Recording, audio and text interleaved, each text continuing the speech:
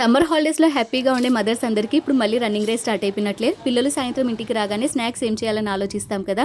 ఈరోజు నేను ఆనియన్ సమోసా చేస్తున్నాను. మిక్సింగ్ బౌల్లోకి 2 కప్పుల మైదా పిండి, చిటికెడు ఉప్పు, 1 టేబుల్ స్పూన్ నూనె వేసుకొని బాగా మిక్స్ చేసి కొంచెం కొంచెం నీళ్ళను వేసుకుంటూ చపాతీ పిండి ముద్దలాగా కలుపుకొని మూత పెట్టి పక్కన పెట్టేసేయాలి.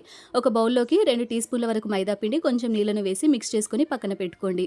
ఇప్పుడు పిండి బాగా నానింది కదా, ఒక్కొక్క పిండి ముద్దను తీసుకొని పొడి పిండిని చల్లుకుంటూ ఎంత వీలైతే అంత పల్చాగా రోల్ చేసేసుకొని తవ పైన వేసి జస్ట్ లైట్గా వేడి చేసుకొని పక్కన పెట్టుకోవాలి.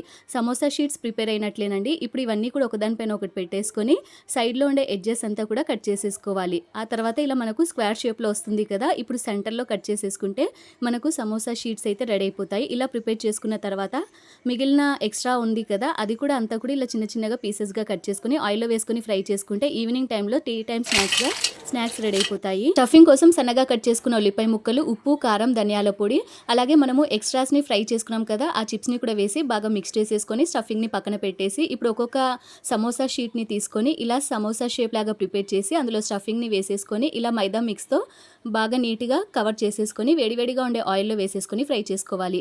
బాగా క్రిస్పీగా అయ్యి కలర్ మారేంత వరకు ఫ్రై చేసుకుని సూపర్ క్రిస్పీగా ఉండే ఆనియన్ సమోసా రెడీ. పిల్లలు చాలా ఇష్టంగా తింటారు. అందులోనే కొంచెం పచ్చిమిర్చిని కూడా ఫ్రై చేసుకొని తింటే సూపర్ టేస్ట్ ఉంటుంది. ఈ వీడియో మీకు నచ్చితే ప్లీజ్ ఒక లైక్ చేసి నా ఛానల్ని సబ్స్క్రైబ్ చేసుకోండి. Thanks for watching.